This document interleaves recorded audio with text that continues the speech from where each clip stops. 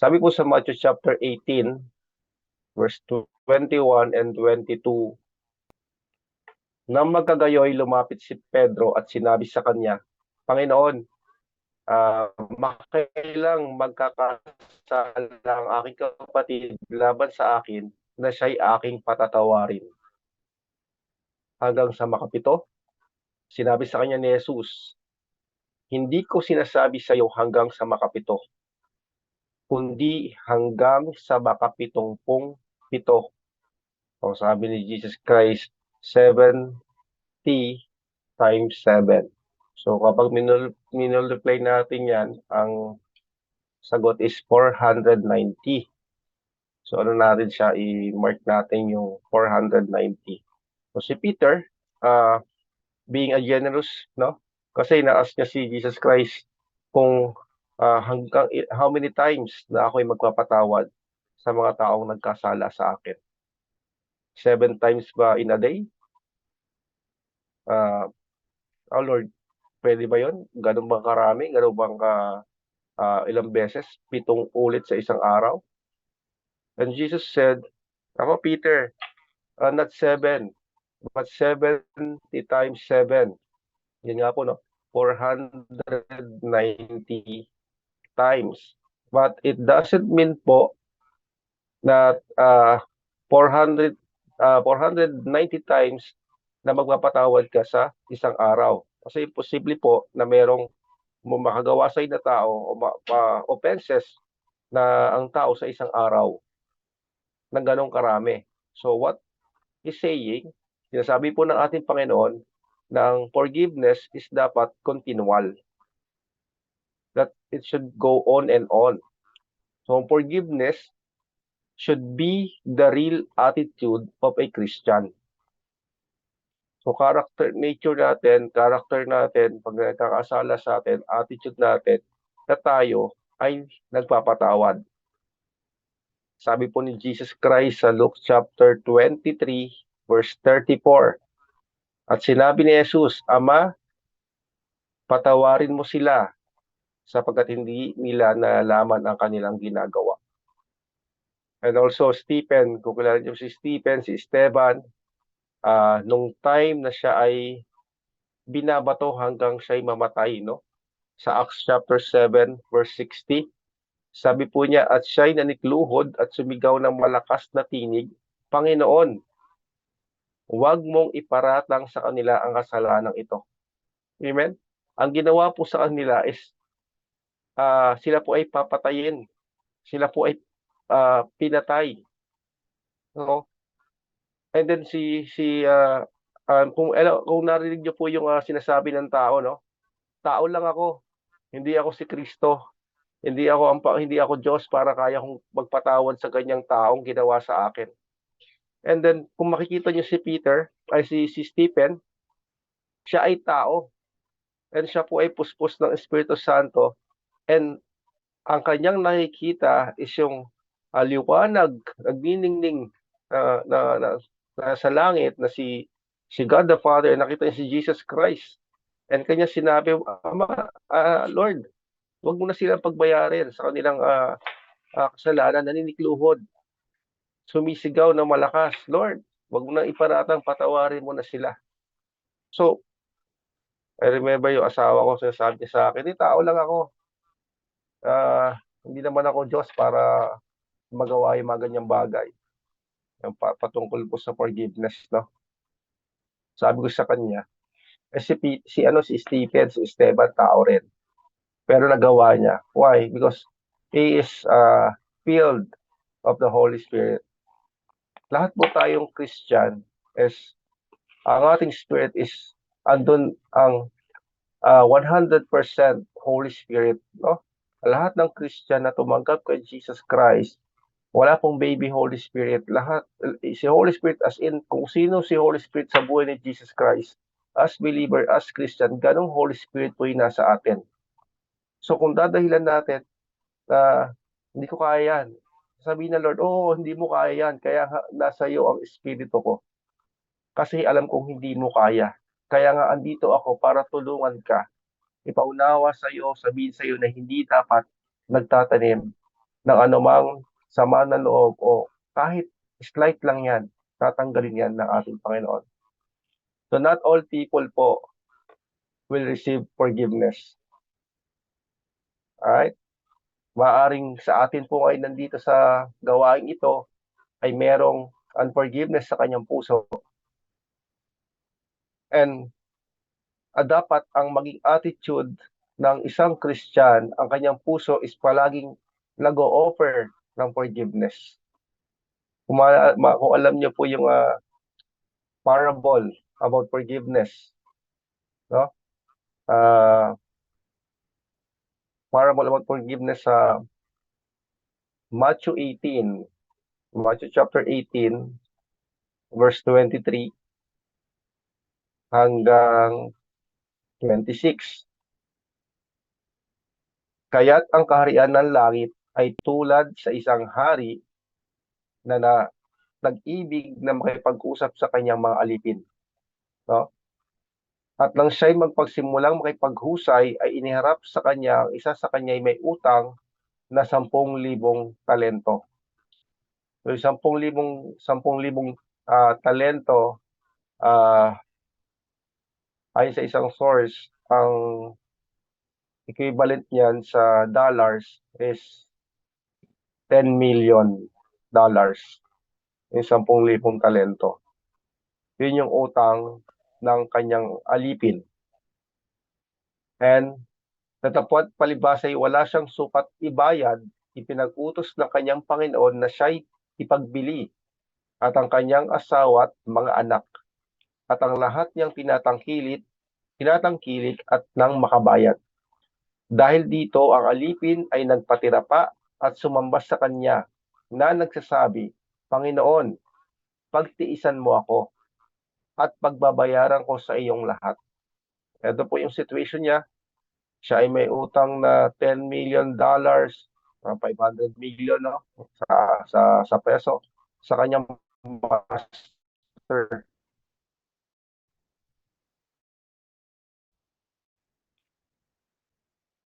Wala po siyang pambayad.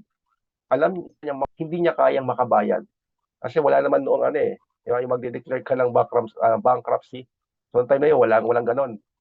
So, ang nangyayari doon time na yon is ikaw ibibenta yung asawa mo, yung mga anak mo. Imagine niyo po yon dahil sa utang na yon. Everything na meron ka at ikaw ay mapupunta sa pagkaalipin. Dadala ka sa kulungan hanggang makabayad ka.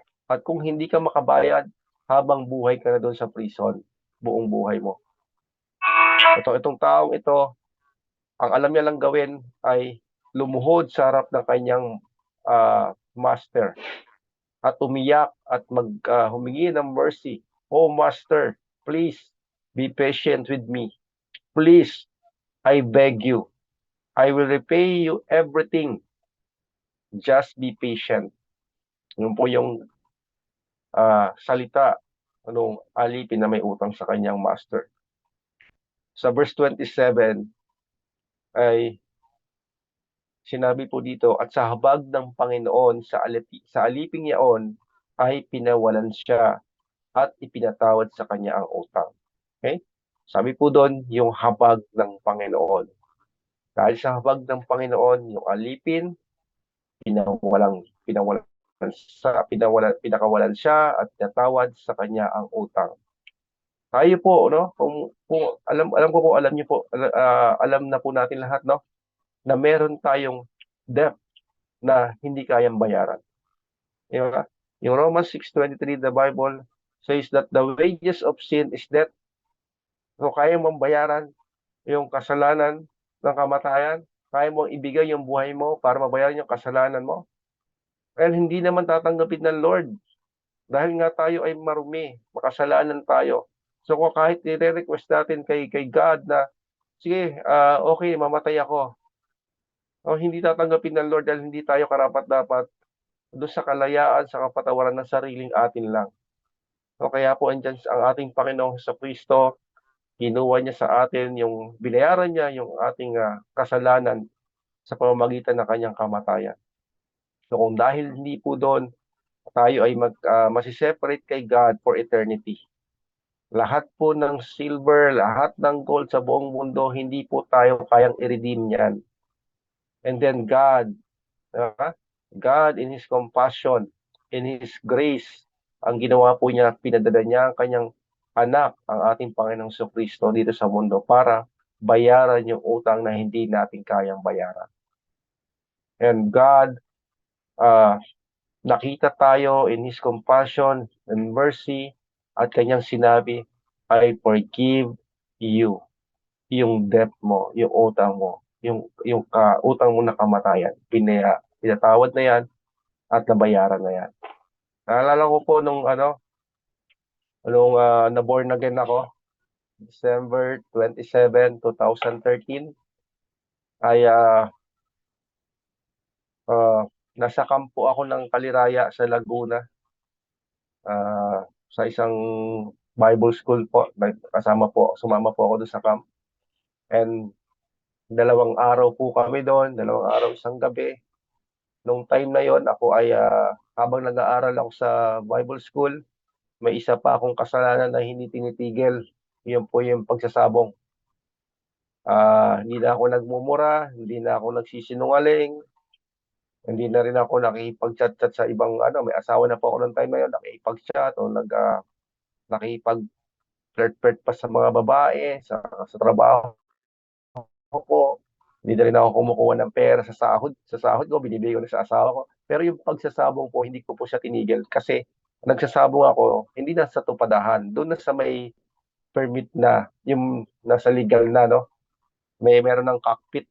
Yung mga may cockpit arena na talaga. So, hindi na hinuhuli ng polis, hindi na raw bawal kasi sa mundo, may mga tama sa mundo na mali sa Diyos.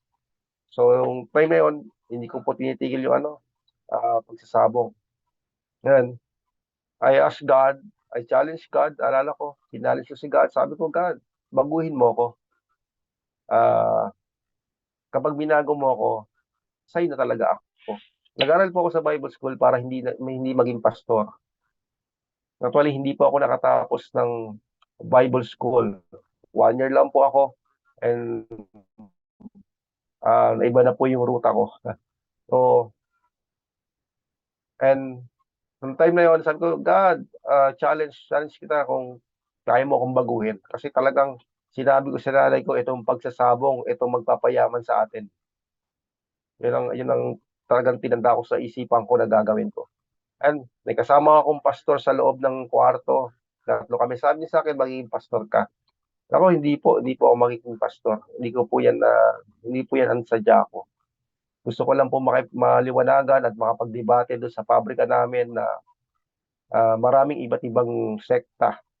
And yung 26, gumabi, walang nangyari. Kasabong pa rin po ako. Tinawagan ko yung tatay ko, sabi ko, tay, ayusin mo yung pagkukondisyon, yung gamot, kainin mo na, ilalaban natin yung pag-uwi ko. And 27 na umaga, wala pa rin pong nangyayari. Tanghali, dumaan ng tanghali, wala pa rin nangyayari. And then hapon, nagkaroon po kami na, nagtanong po yung pastor na kung sino yung water baptize. So, hindi po ako nagpalista. Kasi sabi ko, magsasabong pa rin naman ako, sabi ko noon.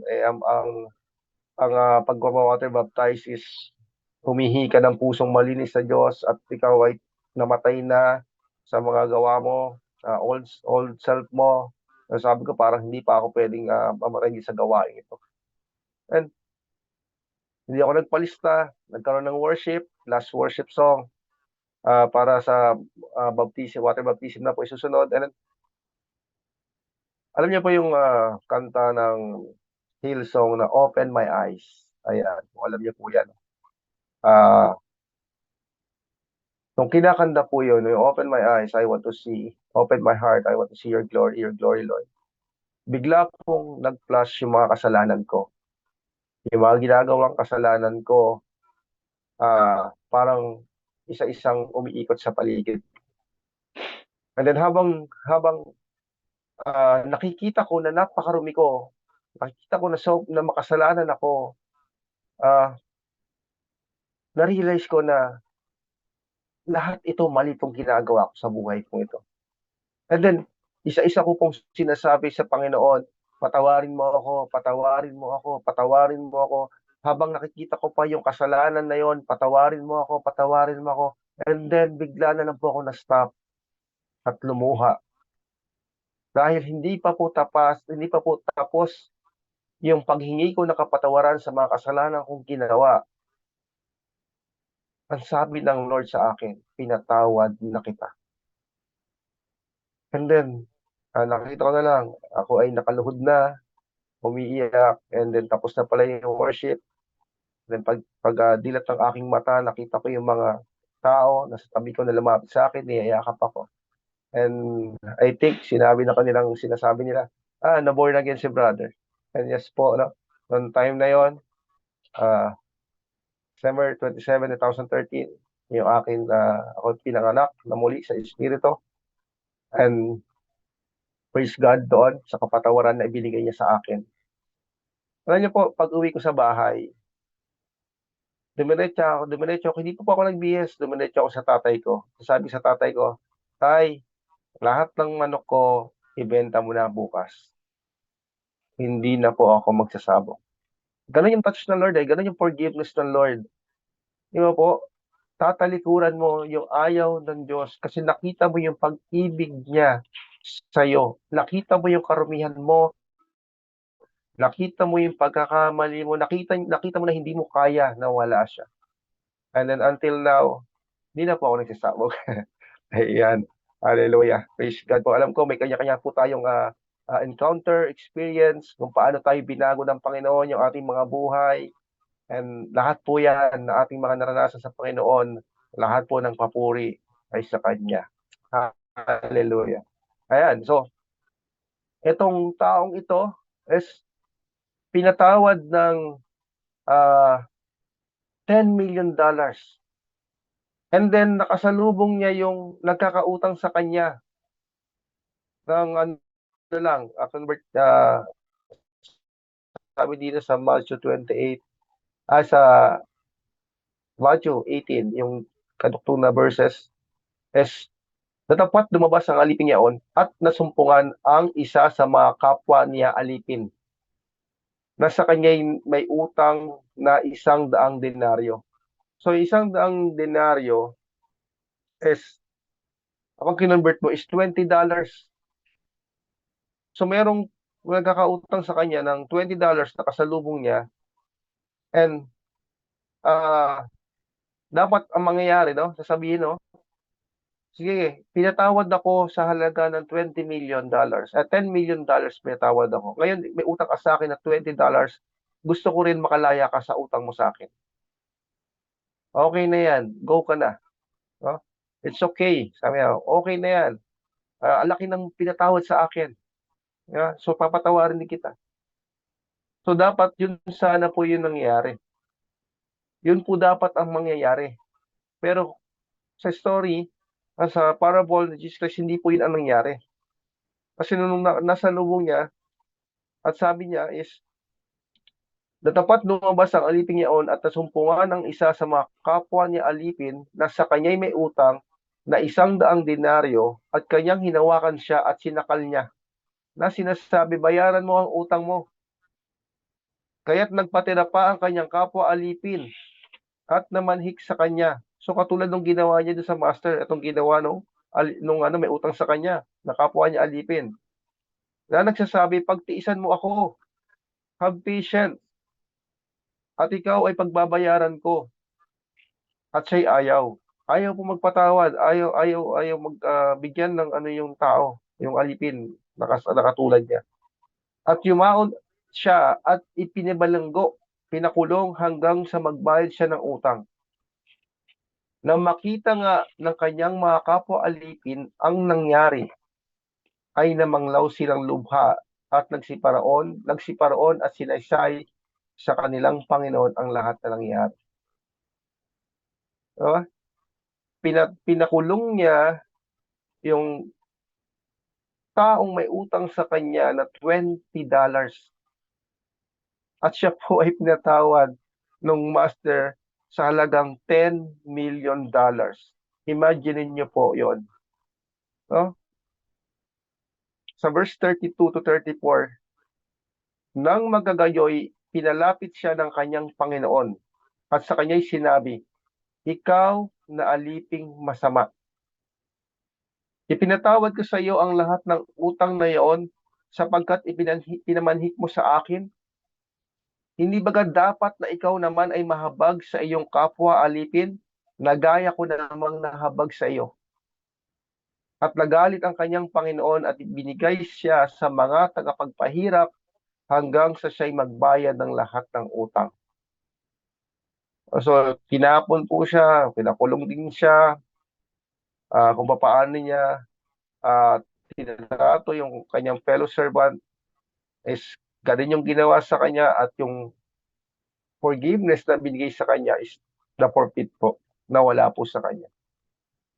Pakinggan niyo po yung sabi ni Jesus Christ sa verse 35. Gayon din naman ang gagawin sa inyo ng aking Ama na nasa kalangitan kung hindi ninyo patatawarin sa inyong mga puso. Amen? Mark niyo po ito, sinasabi ng ating Panginoon, sa inyong puso. Amen? Madaling magpatawad sa salita, pero yung heart mo, kamusta? Diba? Patatawarin sa inyong mga puso ng bawat isa ang kanyang kapatid. So, ang kabayaran ng ating kasalanan ay kamatayan, separation from God for eternity, doon sa mga taong nag-refuse mag-forgive. Diba? We beseech God. So, every time na nagkakamali tayo, we beseech God. So, we beseech is strong appeal. Diba? Uma-appeal tayo kay God. Forgive me, Lord. Have mercy on me. In the mighty name of Jesus Christ, and you will receive forgiveness. And then tayo is mag-turn and mag-refuse to forgive someone else na nakagawa sa atin ng hindi ganong kalaki o kahit malaki mang bagay sa atin. Nakasalanan is nag-refuse tayo magpatawad. After ma-receive natin yung forgiveness sa lahat ng ating mga nagawang kasalanan. Ang sabi ng Lord, if hindi ka nag-forgive, and kung meron kang unforgiveness sa puso mo, God say that's wickedness. Masama ang hindi nagpapatawad. May story po, pastor sa Amerika, true to life po ito. Pastor sa Amerika, meron siyang church na pinagpapastoran doon. Sa ibang lugar na kanyang ibang church yung kanyang kumbaga parang na-invite din po siya. And then may lumapit sa kanyang isang babae, hindi siguro mga adult babae, galing sa congregation, and then sabi niya, nakikita ko ang future. Sabi niya, nakikita ko ang future. Si Holy Spirit ba yung nagsasabi sa akin ng mga bagay na darating at yung mga bagay na mangyayari? Yun po.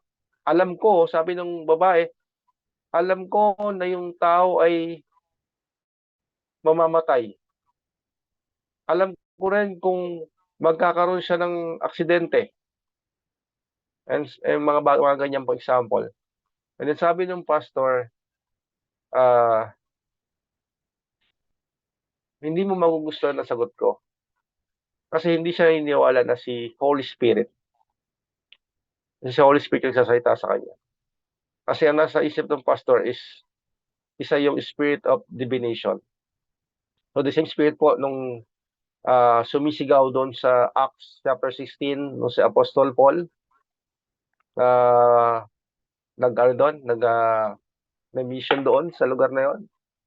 And ang ginawa ni Apostol Paul, ni-rebuke niya yung spirit, kinuman niya po, na lumabas doon sa babae, mawala yung kanyang ability na to tell fortunes, no? Yung po yung spirit of divination.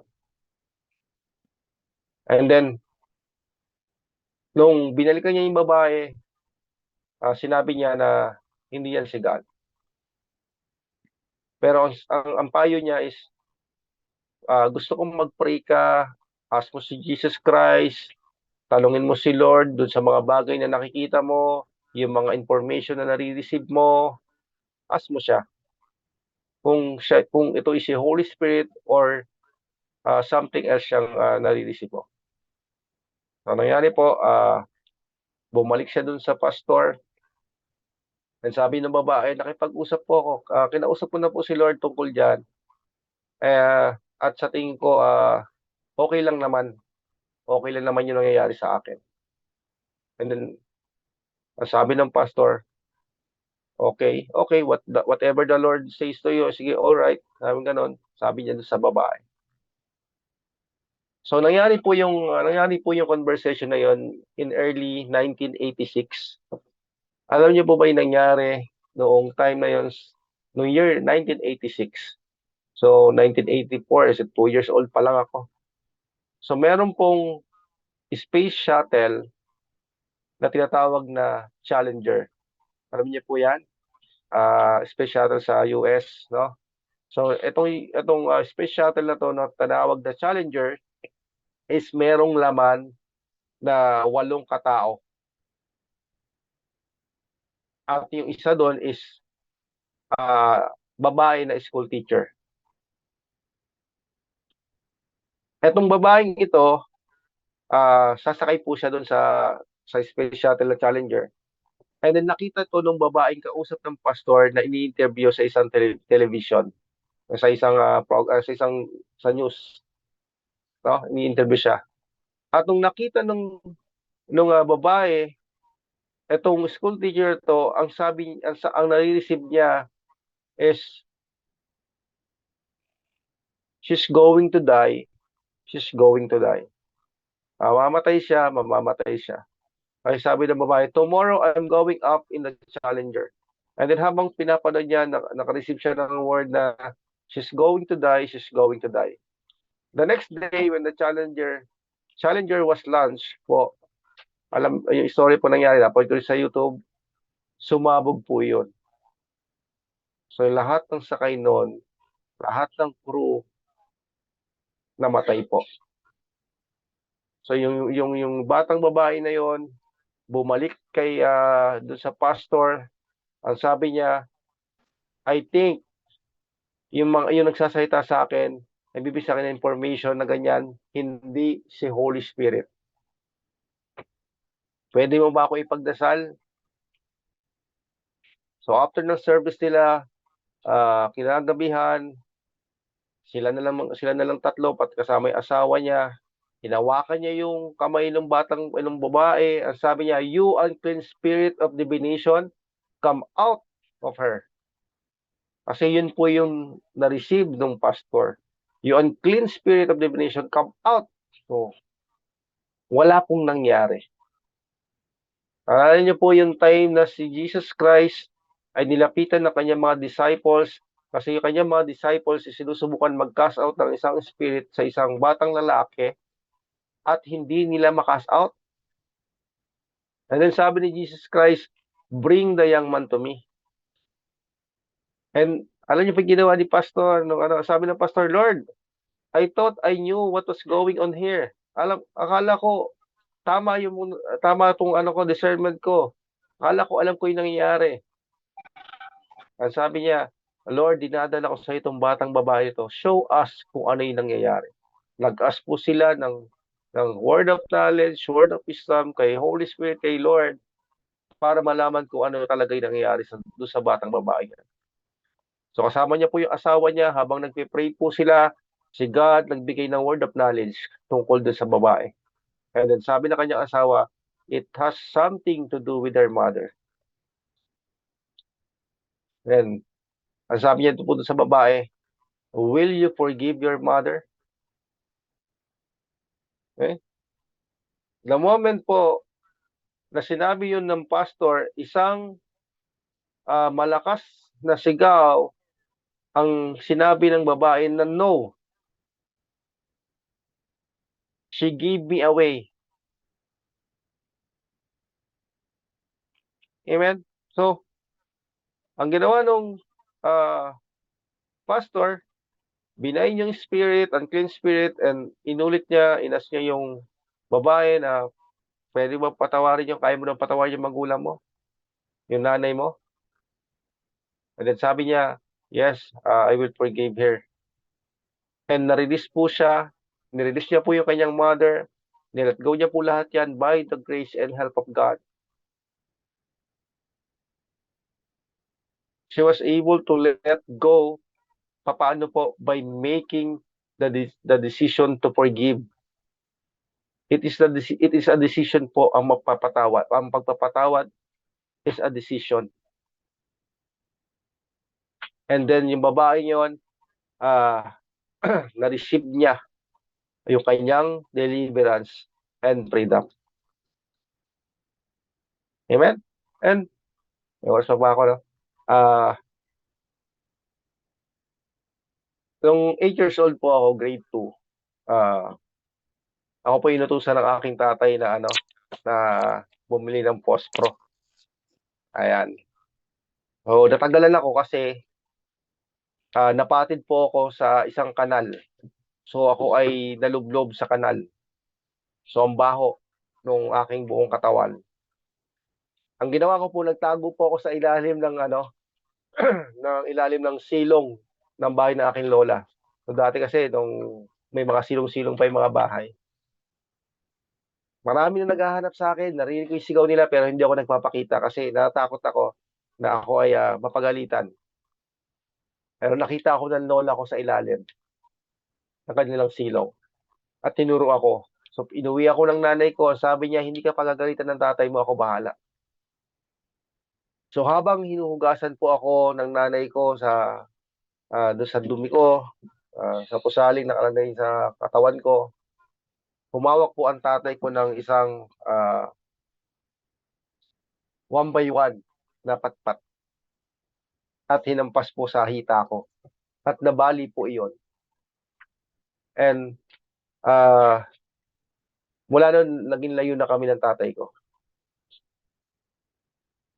And then, ako po yung nasa simbahan from the past, mula grade 2 hanggang I think 2013 din.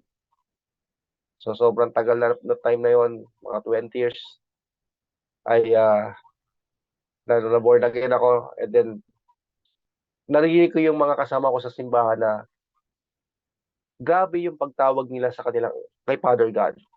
Grabe yung pag-worship nila. Samantalang ako, hindi ko matawag si Father God kasi ang feeling ko, kapag tinatawag ko siyang Father, nagsisinungaling ako. Dahil hindi ko makonect yung sarili ko kay Father God.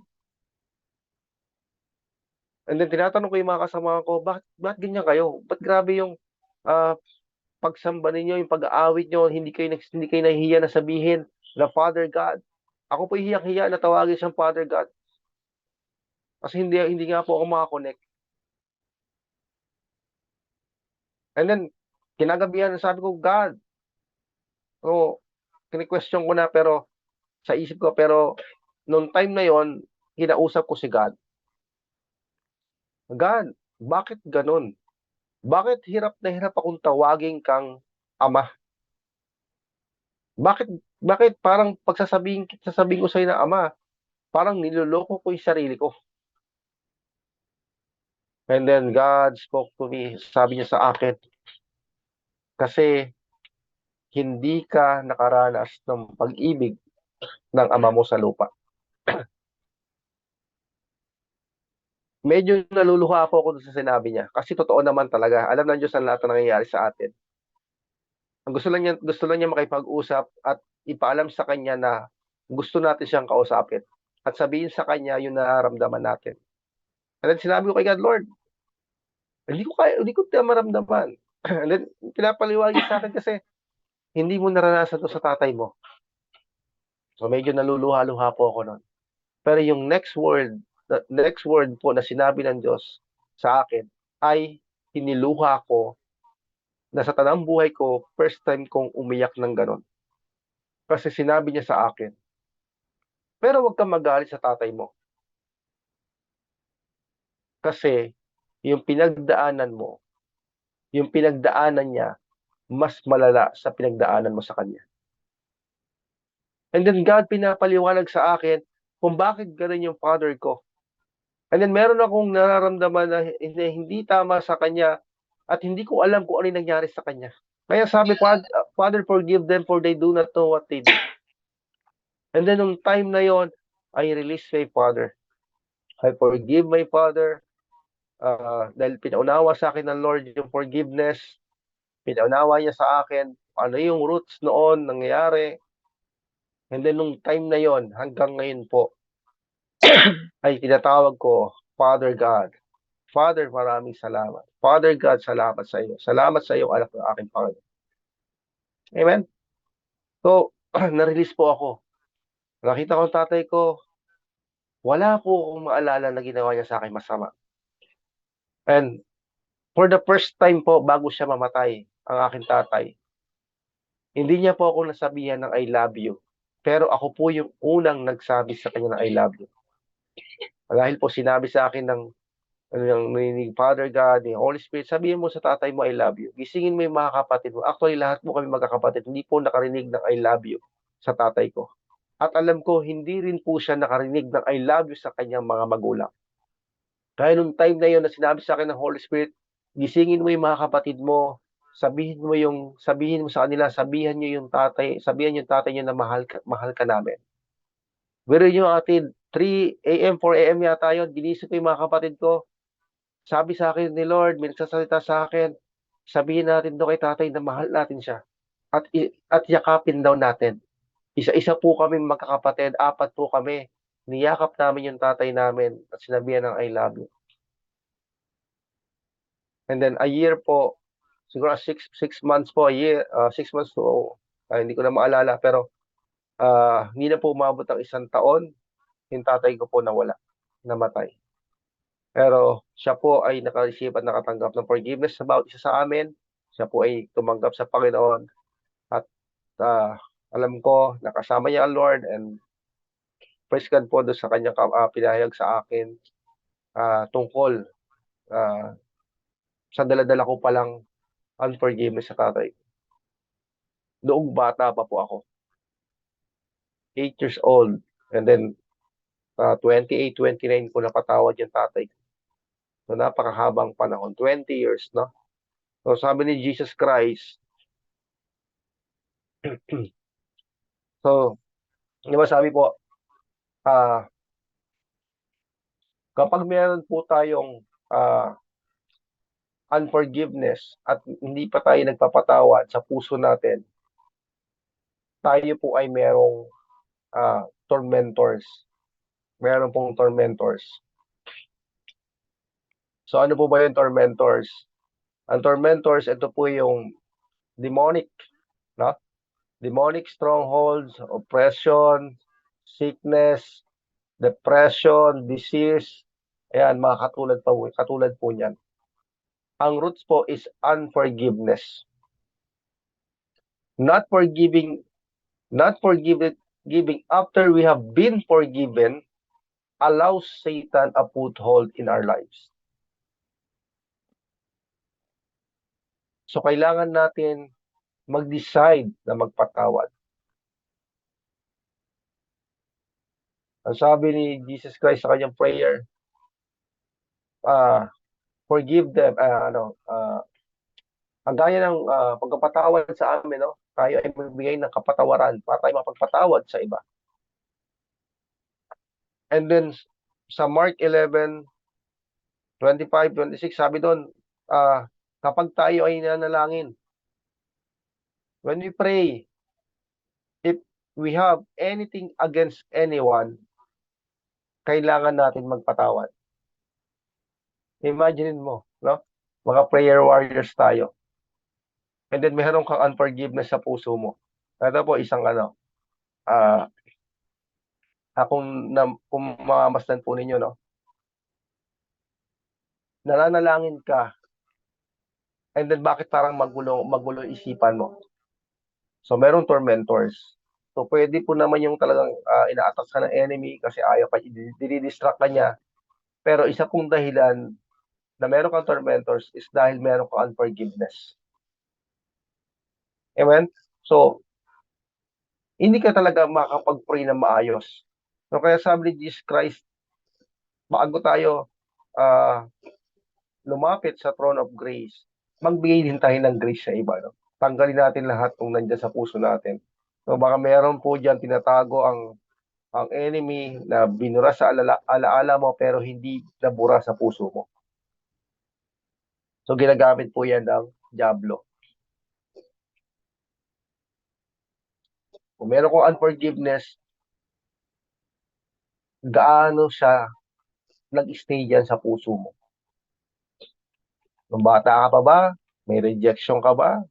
Sa family, sa asawa, sa mga anak, kamag-anak, sa mga taong malapit sa'yo, sa mga taong hindi mo inaakala makagawa sa'yo ng kamalian? So hanggang kailan yan mag-i-stay sa puso ko? Mag-i-stay yan kung hahayaan mo. Kapag sinasabi natin na si Jesus Christ ang ating Lord and Savior, kailangan tanggalin mo yan sa puso mo. Kung meron mang slightest bit of unforgiveness against anyone, kailangan mo siyang i-release. Kailangan mo sabihin, God, I'm letting them go today. I'm forgiving them. Lord, I'm making a choice because you forgave me sa isang napakalaking utang.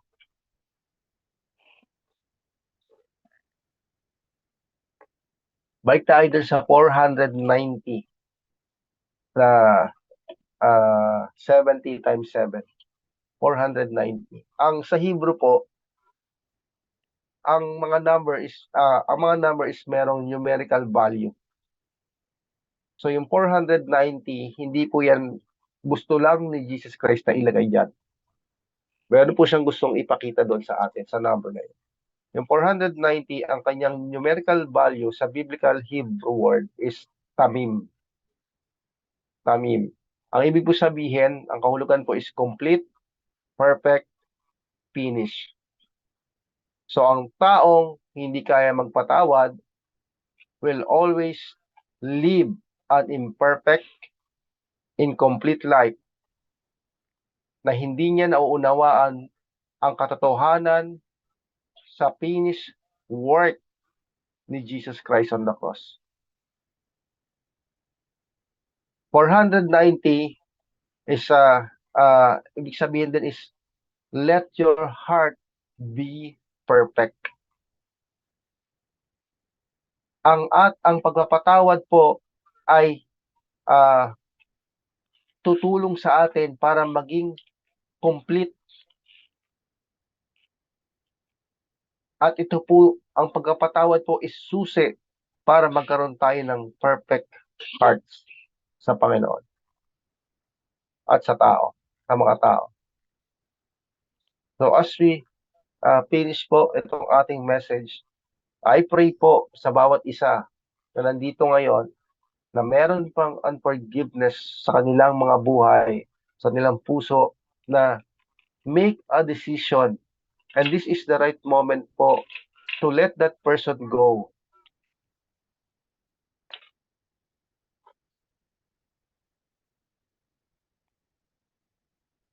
To forgive them. Ito po buhay man o patay. Dalangin po natin lahat na ito ay mapapalaya nyo lahat ng hurts diyan sa buhay niyo. In the mighty name of Jesus Christ, be healed in Jesus' name. And by the power and grace ng ating Panginoon, makakaya po ninyo. Thank you, Father. Hallelujah. In Jesus' name. Amen. Amen. Salamat po.